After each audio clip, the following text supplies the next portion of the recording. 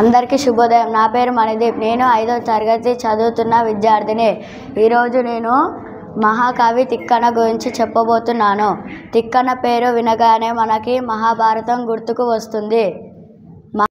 మహాభారతాన్ని తెలుగులోకి అనువదించింది 3 కవులు. వాళ్ళ పేరు తిక్కన, ఎర్రన, నన్నయ్య.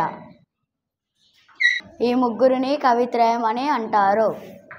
తిక్కన తండ్రిదండ్రుల పేరు తిక్కన, తల్లి పేరు అన్నమ్మ, తిక్కన తండ్రి పేరు కొమ్మన్న, ఇంటి పేరు కొట్టరావు.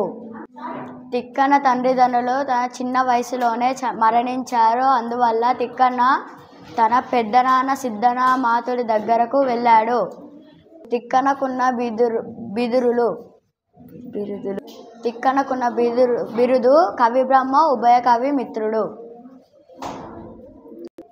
ధన్యవాదములు.